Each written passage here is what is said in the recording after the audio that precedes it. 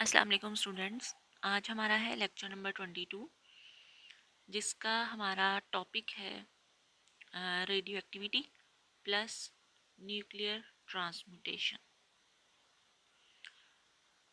आज हम डिस्कस करेंगे कि रेडियो एक्टिविटी क्या होती है और न्यूक्लियर ट्रांसम्यूटेशन क्या चीज़ है। सबसे पहले आ जाएं आप रेडियो एक्टिविटी पे। ये आपके बुक से 21.4 वाला टॉपिक है, चैप्टर 21 का। अब इसमें हमने डिस्कस करना है कि व्हाट इज़ रेडियो एक्टिविटी। अब रेडियो एक्टिव एलिमेंट्स आपके पास कौन से हैं? सबसे पहले हम ये देखेंगे पीरियोडिक टेबल में वो एलिमेंट्स जिनका एटॉमिक नंबर 82 से ज़्यादा है, वो नेचुरली आपके पास जो है वो स्टेबल है, जिनमें से रेडिएशंस जो हैं वो एमिट होती हैं, तो उनको हम रेडियो एक्टिव एलिमेंट्स कहते हैं। और इस प्रोसेस को हम रेडियो एक्टिविटी का नाम देते हैं या नेचुरल रेडियो एक्टिविटी।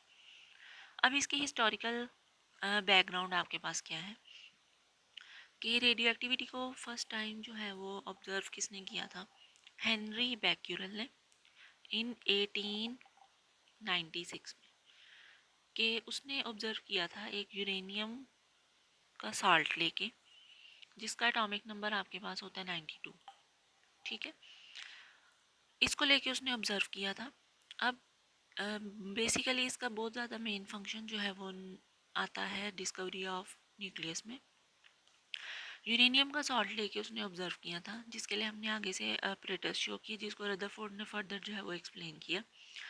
इसके अलावा जो दो साइंटिस्ट थे, मैरी क्यूरी और पेरी क्यूरी, इन्होंने दो जो है वो रेडियो एक्टिव एलिमेंट्स जो है वो डिस्कवर किए थे, एक पोलोनियम और एक रेडियम। ये दोनों भी आपके पास जो है वो रेडियो एक्टिव एलिमेंट्स हैं, जिनमें से नेचुरली तौर पर रेडिएशंस जो है वो एमिट होती हैं। अब हमने आगे देखना है कि रेडिएशंस की नेचर कौन कौन सी है, जिसके लिए हम आगे फर्दर ये जो एक्सपेरिमेंट है इसको एक्सप्लेन करेंगे। अब आपके पास रेडियो एक्टिव एलिमेंट्स कौन से हैं, ये मैं आपको पहले भी बता चुकी हूँ। ऐसे एलिमेंट्स पीरियोडिक टेबल में जिनका एटॉमिक नंबर 82 से ग्रेटर है, ठीक है, वो नेचुरली तौर पे रेडिएशन एमिट करते हैं। जिसमें से एक एग्जांपल उसने दी है लेड की। ठीक है, लेड का एटॉमिक नंबर 82 है। 82 से अबव जितने भी आते हैं जिनका एटॉमिक नंबर ग्रेटर है, वो नेचुरली तौर पे रेडियो एक्टिव एलिमेंट्स हैं। अच्छा जी, आगे रदरफोर्ड ने जो ये एक्सप्लेनेशन दी थी, इस एक्सपेरिमेंट को हम देखते हैं। इस apparatus में आपके पास क्या है, ऊपर फोटोग्राफिक फिल्म है, ये वैक्यूम का एक चैम्बर है, ठीक है, और नीचे से आपके पास जो है वो इसमें से रेडिएशंस एमिट हो रही हैं। एक साइड पे हमने पॉजिटिव चार्ज दिया, दूसरी साइड पे हमने नेगेटिव चार्ज। अब जब यहाँ से रेडिएशन एमिट होती हैं, तो हमने क्या ऑब्जर्व किया कि वैक्यूम के अंदर एंटर होके कुछ रेडिएशंस नेगेटिव प्लेट की तरफ एमिट हुई, कुछ रेडिएशंस पॉजिटिव प्लेट की तरफ। और ये देखने में आया कि कुछ ऐसी भी रेडिएशंस थी जो सीधी की सीधी चली गई, ना वो पॉजिटिव प्लेट की तरफ उन्होंने टर्न लिया, ना ही नेगेटिव प्लेट की तरफ, और वो सीधी की सीधी फोटोग्राफिक फिल्म की तरफ गई। तो यहाँ से हमने ये ऑब्जर्व किया कि वो रेडिएशंस जो नेगेटिव प्लेट की तरफ गई हैं, तो ऑब्वियसली उन पे पॉजिटिव चार्ज है। तो वो कौन सी रेडिएशंस थी? अल्फा रेडिएशंस, मीन्स के हीलियम न्यूक्लियाई। और वो रेडिएशंस जो पॉजिटिव प्लेट की तरफ बेंड हुई, तो मीन्स के उनके ऊपर नेगेटिव चार्ज था। और वो रेडिएशंस कौन सी थी? बीटा पार्टिकल्स, मीन्स के इलेक्ट्रॉन्स। और कुछ ऐसी रेडिएशंस भी थी जो फोटोग्राफिक फिल्म की तरफ गई हैं, ना वो पॉजिटिव प्लेट की तरफ ना नेगेटिव प्लेट की तरफ, मीन्स के वो न्यूट्रल थी, उन पे कोई चार्ज नहीं था। तो वो आपके पास थी हाई एनर्जी फोटॉन्स, मीन्स के गैमा रेज। तो ये तीन तरह की रेडिएशन हैं बेसिकली, और भी रेडिएशन हैं लेकिन हम जनरली इन तीन को सबसे ज़्यादा डिस्कस करते हैं। Alpha particles, helium nuclei, beta particles जो कि इलेक्ट्रॉन्स हैं जिन पे नेगेटिव चार्ज है, और थर्ड नंबर पे गैमा रेडिएशंस यानी कि फोटॉन्स।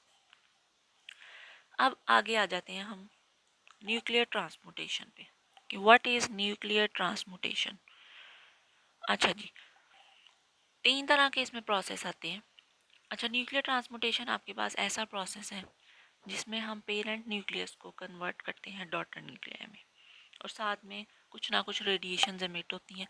तो इस प्रोसेस को हम न्यूक्लियर ट्रांसमुटेशन का नाम देते हैं। अब इसमें आपके पास 3 तरह के डीके हैं, एक अल्फा डीके, एक बीटा डीके और लास्ट पे है गैमा डीके। ये 3 तरह के हमारे पास डीके आपके पास आते हैं, अल्फा, बीटा एंड गैमा। अब अल्फा डीके आपके पास क्या है, इसकी पहले तो मैं दूंगी एक एग्जांपल, उसके बाद हम इसकी जनरल फॉर्म को डिस्कस करेंगे।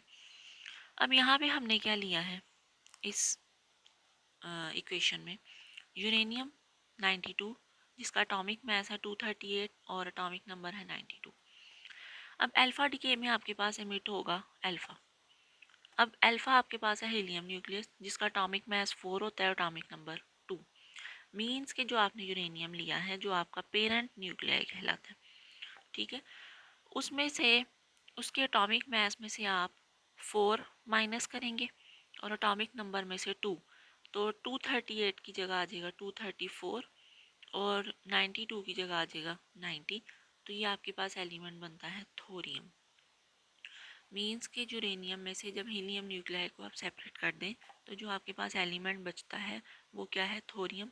तो ये आपके पास इक्वेशन आ जाती है अल्फा डीके की जिसमें अल्फा पार्टिकल एमिट हो रहे हैं।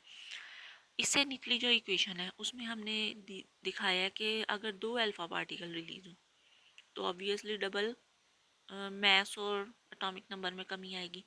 जैसे कि सपोज ये एक एलिमेंट है एक्स, मीन्स के कोई भी एलिमेंट है जिसका एटॉमिक नंबर है 94, एटॉमिक मास है 242। अब 2 अल्फा पार्टिकल एमिट हो रहे हैं तो अगर एक अल्फा पार्टिकल एमिट हो तो एटॉमिक मास में से 4 की कमी होती है, एटॉमिक नंबर में से 2 की।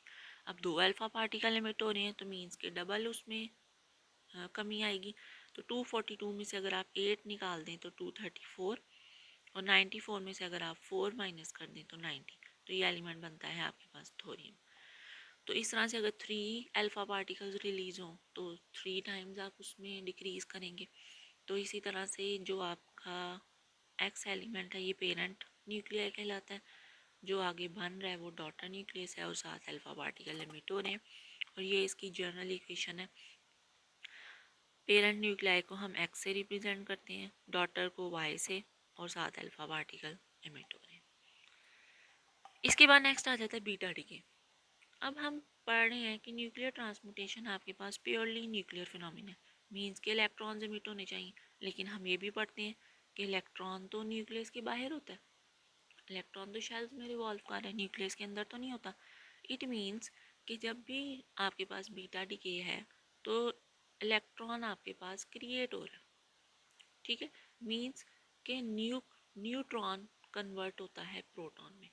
अब हमने पहले तो कहीं ये बात नहीं पढ़ी कि न्यूट्रॉन प्रोटॉन में कन्वर्ट होता है या प्रोटॉन न्यूट्रॉन में, लेकिन आगे जाके आप इसको डिस्कस करेंगे कि एक आपके पास फोर्स होती है वीक न्यूक्लियर फोर्स। इसी चैप्टर के लास्ट टॉपिक में हम फोर्सेस के बारे में डिस्कस करेंगे। वीक न्यूक्लियर फोर्स से आप न्यूट्रॉन को प्रोटॉन में कन्वर्ट कर सकते हैं। जैसे कि हम यहाँ पे देखते हैं कि अगर हम न्यूट्रॉन को प्रोटॉन में कन्वर्ट करते हैं तो उससे आपके पास एक इलेक्ट्रॉन एमिट होता है जो कि नेगेटिव में होगा, प्लस और एक न्यूट्रिनो एमिट होगा। जबकि अगर प्रोटॉन न्यूट्रॉन में आप कन्वर्ट करते हैं तो एक इलेक्ट्रॉन एमिट होगा जिस पे चार्ज पॉजिटिव होगा, साथ ही एक न्यूट्रिनो एमिट होगा।